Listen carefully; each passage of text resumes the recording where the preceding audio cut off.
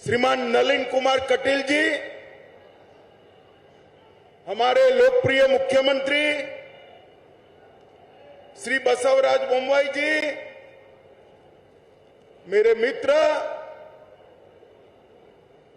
और मोदी जी की मंत्रिपरिषद के सदस्य श्री प्रहलाद जोशी जी,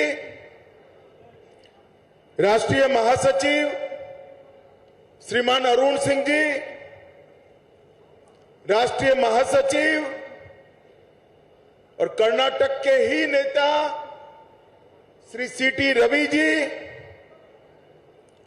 भारतीय जनता पार्टी की राष्ट्रीय उपाध्यक्ष और कर्नाटक की सहप्रभारी बहन डीके अरुणा जी, हमारे पूर्व मुख्यमंत्री और सांसद श्रीमान सदानंद गौड़ा जी, मंच पर उपस्थित सांसदगण, राज्य सरकार के मंत्रीगण, विधायक, प्रदेश के पदाधिकारी, शहर के पदाधिकारी और आज के कार्यक्रम में इतनी विशाल संख्या में आए हुए बेंगलुरु के हर बूथ से आए हुए बूथ अध्यक्ष और बीएलओ को मेरी पार्टी के मालिक, भारतीय जनता पार्टी के मालिक बूथ अध्यक्षों को मेरा प्रणाम।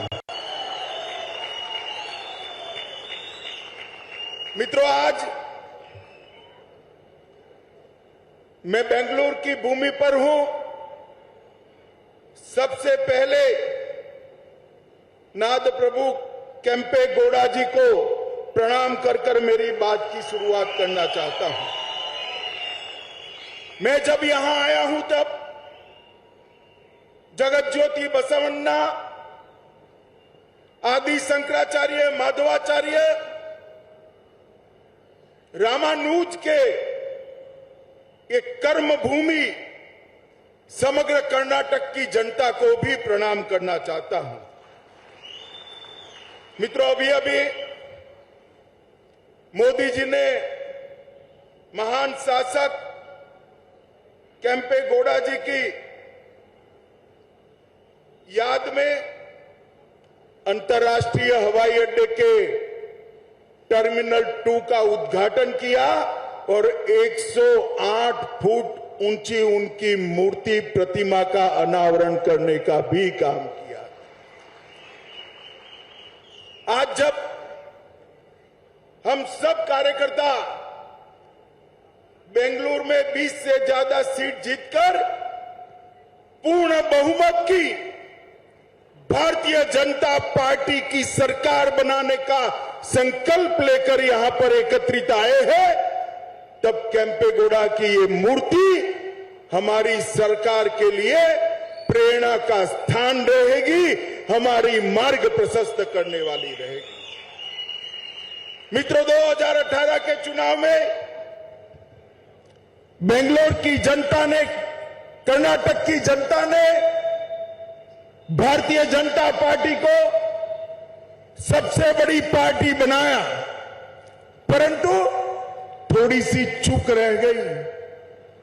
और जैसा हमेशा होता है कि जेडीएस और कांग्रेस चुनाव के वक्त तो आमने सामने होते हैं, मगर जब भाजपा के सामने आते हैं तब इलू इलू कर एक दूसरे की गोद में बैठ जाते हैं और उनकी सरकार बनी। मगर सरकार अपने ही करप्शन के बोझ से गिर गई और फिर से भारतीय जनता पार्टी की येदुरप्पा जी की सरकार बनी और येदुरप्पा जी के जाने के बाद आज बसवराज जी इसको आगे बढ़ा रहे हैं। भाइयों बहनों, भारतीय जनता पार्टी के कर्नाटक के कार्यकर्ता और विशेषकर बेंगलुरु के कार्यकर्ताओं को मैं कहने आया हूं, देश भर के कार्यकर्ता जहां जहां भी हमारा दौरा होता है, देश भर के कार्यकर्ता मुझे बताते हैं दक्षिण में भारतीय जनता पार्टी को मजबूत करना चाहिए। ये सिर्फ दक्षिण के कार्यकर्ताओं का नहीं, नॉर्थ ईस्ट से लेकर गुजरात से लेकर बंगाल तक, उड़ीसा तक सारे देश के कार्यकर्ताओं का ये संकल्प है कि दक्षिण के अंदर कमल खिलना चाहिए।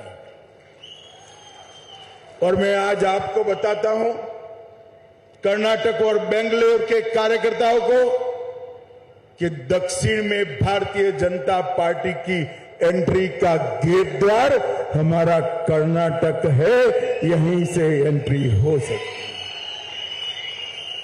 ये कर्नाटक के गांव गांव तक भारतीय जनता पार्टी का संगठन पहुंचा है। मैं आज कह सकता हूं, जेडीएस और कांग्रेस की इतनी बड़ी रैली नहीं हो सकती, हमारे कार्यकर्ताओं का समागम इतना बड़ा दिखाई पड़ता है। कल मैं दक्षिण कर्नाटक में गया, मांड्या गया। मैं तो प्रदेश अध्यक्ष जी को बधाई देना चाहता हूं। मैं कई बार दक्षिण कर्नाटक, मैसूर, मांड्या गया हूं।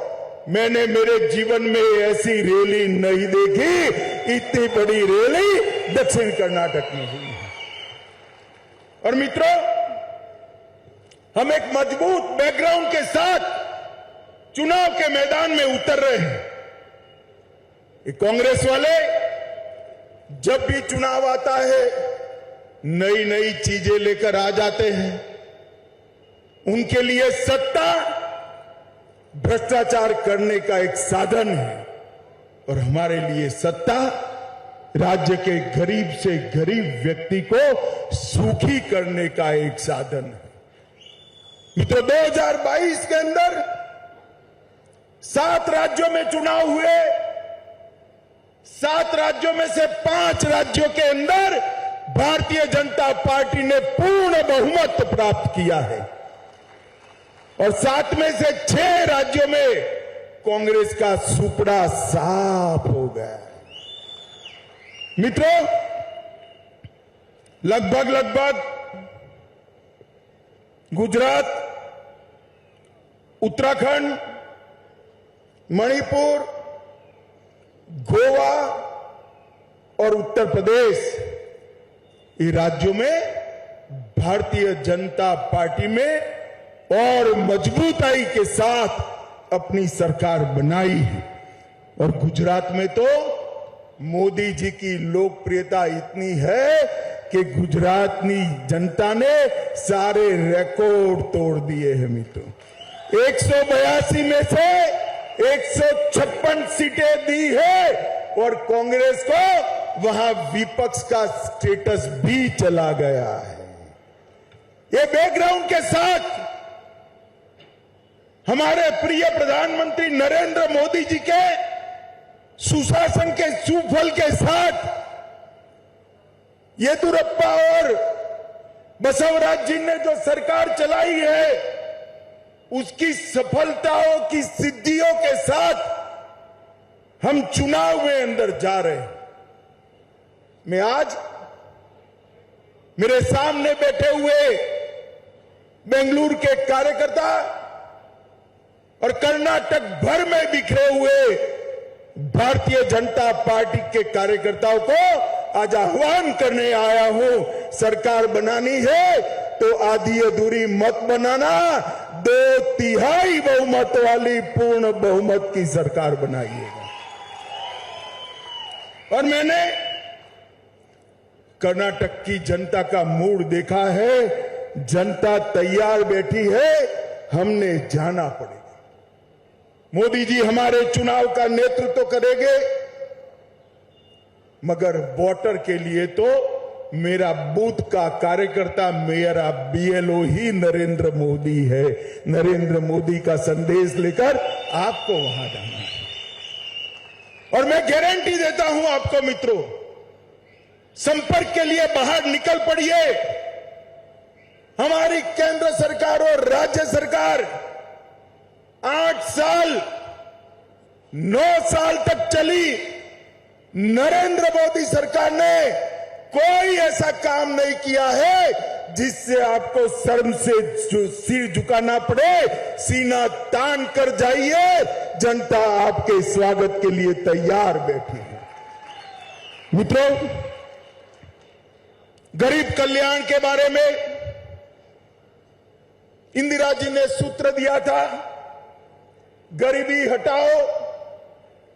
वो सूत्र तो दिया, मगर कांग्रेस ने गरीबी हटाने की जगह गरीबों को हटाने का काम किया। भारतीय जनता पार्टी ने इस देश के 80 करोड़ गरीबों के घर में बैंक अकाउंट भेजा है। करोड़ों गरीबों के घर में शौचालय बनाकर गरीब माताओं और बहनों को सम्मान के साथ जीने का अधिकार दिया है। आजादी के 70 साल के बाद 4 करोड़ से ज्यादा गरीब के घर में बिजली का लट्टू पहुंचाने का काम, उसका अंधेरा समाप्त करने का काम ये भारतीय जनता पार्टी की नरेंद्र मोदी सरकार ने किया है। 13 करोड़ से ज्यादा माताओं को चूल्हे के धुएं से मुक्त कर गैस का सिलेंडर देने का काम ये भारतीय जनता पार्टी की सरकार ने किया है। 60 करोड़ से ज्यादा गरीबों के घर में 5 लाख तक का सारा स्वास्थ्य का खर्चा आज नरेंद्र मोदी सरकार उठा रही है। और भाइयों बहनों, चीन में कोरोना फिर से प्रसर रहा है। मैं आप सभी कार्यकर्ताओं को पूछना चाहता हूं, कोरोना के दोनों डोज लिए या नहीं लिए? भाई हाथ ऊपर करो, किस किस ने लिए हैं? सबने लिए ना? एक पैसा भी देना पड़ा है? नरेंद्र मोदी सरकार ने भारत के 130 करोड़ लोगों को 230 crore dose free of cost देकर भारत को कोरोना से सुरक्षित करने का काम। इसके साथ साथ कोरोना के कारण जिनकी रोजगारी गई, ये 60 करोड़ गरीबों को 2.25 साल तक प्रति व्यक्ति प्रति माह 5 किलो अनाज मुफ्त में देने का काम ये भारतीय जनता पार्टी की नरेंद्र मोदी सरकार करे। और ये देवगौड़ा जी, सिद्धरामैया और कांग्रेस के अध्यक्ष गरीबों की बात कर रहे हैं। भाई, आप तो प्रधानमंत्री भी रहे, मुख्यमंत्री भी रहे और कांग्रेस ने 4 पीढ़ी तक शासन किया। हिसाब लेकर आ जाओ। बेंगलोर के चौराहे पर मेरा युवा मोर्चा का कार्यकर्ता आकर आपको हिसाब दे देगा। एक और आपका 65 साल का शासन और एक और मोदी जी के 8 साल का शासन, हमारा पलड़ा भारी है। और मित्रों, आज मैं ये कहने आया हूं कार्यकर्ताओं को, अगले 6 महीने भारतीय जनता पार्टी के कार्यकर्ताओं ने सारे काम काज छोड़कर, अर्जुन को जैसे चिड़िया की आंख दिखाई देती थी, इस तरह हमें हमारा बूथ दिखाई देना पड़ेगा। और मैं आपको कहता हूं, आप आपके बूथ को मजबूत करिए, हर मतदाता का संपर्क करिए, बूथ को मजबूत आप करिए, देश को मजबूत करने का काम नरेंद्र मोदी जी करेंगे। आपका बूथ मजबूत होगा, मोदी जी के हाथ मजबूत होंगे। आपका बूथ मजबूत होगा, भाजपा मजबूत होगी, और भाजपा मजबूत होगी तो देश सुरक्षित बनेगा, समृद्ध बनेगा, सामर्थ्यवान बनेगा। मित्रों, आप जो संपर्क करने जा रहे हो वो देश को आगे बढ़ाने के लिए जा रहे हो। इस भाव के साथ हर मतदाता को संपर्क करना चाहिए। और मित्रों, आज मैं बेंगलोर की जनता को, कर्नाटक की जनता को भी अपील करने आया। 2 खेमे पड़ गए, इस बार सीधी लड़ाई है। मुझे सब पत्रकार कहते थे कल कि ट्रायंगल है। मैंने बोला ना भाई ना, सीधी लड़ाई है, क्योंकि जेडीएस को तो वोट देने का मतलब है कांग्रेस को वोट देना। तो सीधी लड़ाई हुई या नहीं हुई? ये अभी जेडीएस वाले कुछ कुछ अफवाह फैला रहे हैं, हमारे साथ भाजपा आएगी, हम साथ में रहेंगे। मैं सभी कार्यकर्ताओं को कर्नाटक को कहने आया हूं, हम किसी भी पार्टी के साथ नहीं जाएंगे, अकेले लड़ेंगे, अकेले सरकार बनाएंगे। ये दो खेमे पड़ गए हैं और ये दो राजनीतिक विचारधाराओं के खेमे नहीं है। एक और राष्ट्र भक्तों की संगठित टोली भारतीय जनता पार्टी है, तो दूसरी ओर कांग्रेस के नेतृत्व में टुकड़े टुकड़े गैंग वाले इकट्ठा हुए हैं, टुकड़े टुकड़े गैंग वाले। कर्नाटक की जनता को तय करना है, देशभक्तों के साथ रहना है या देश के टुकड़े टुकड़े करने वालों के समर्थन करने वालों के साथ है। हमने हर गरीब को पैसा इसके बैंक अकाउंट में ट्रांसफर किया है और ये दोनों पार्टियों ने ट्रांसफर पोस्टिंग के अंदर पैसा लेकर दिल्ली और सिंगापुर ट्रांसपोर्ट करने का काम किया है। मित्रों, एक और तो पीएफआई जैसे कट्टरवादी संगठन को बैन करने वाले नरेंद्र मोदी जी है और दूसरी ओर 1700 पीएफआई के कार्यकर्ताओं पर से केस वापिस लेने वाले सिद्धरामैया और कुमारस्वामी है। कर्नाटक की जनता ने तय करना है, कर्नाटक की सुरक्षा सुनिश्चित करनी है या नहीं करनी है। हजारों प्रवीणों को बचाने का काम हमने करना है या नहीं करना है, वो कर्नाटक की जनता ने काम तय करना है। मित्रों, एक और अयोध्या के अंदर राम मंदिर बनाने वाली पार्टी और उसके नेता नरेंद्र मोदी, जो अयोध्या के साथ साथ काशी विश्वनाथ वाले लोग हैं, इसके बीच में कर्नाटक की जनता को पसंद करना है। एक और डबल इंजन और डबल स्पीड से चलने वाली सरकार है और एक और सरकार को दिल्ली का एटीएम बनाने वाले कांग्रेस और जेडीएस की दावा है। मित्रों, इसके बीच में कर्नाटक की जनता को तय करना है कि किसके साथ। मित्रों, केंद्र सरकार और राज्य सरकार की इतनी उपलब्धियां हैं जिसको गिनाते गिनाते ही 6 महीने हो जाएगा। मेरे सभी बूथ के अध्यक्षों को करबद्ध निवेदन है कि आप राज्य स्तर पर, मंडल स्तर पर, शक्ति केंद्र स्तर पर, बूथ स्तर पर और पन्ना स्तर पर आपकी टोलियां गठित कर नरेंद्र मोदी जी का संदेश लेकर हर घर पे जाइए और प्रचार करने की शुरुआत करिए। मित्रों, मैं फिर से एक बार कहना चाहता हूं, जेडीएस और कांग्रेस एक ही सिक्के की दो पहलू हैं।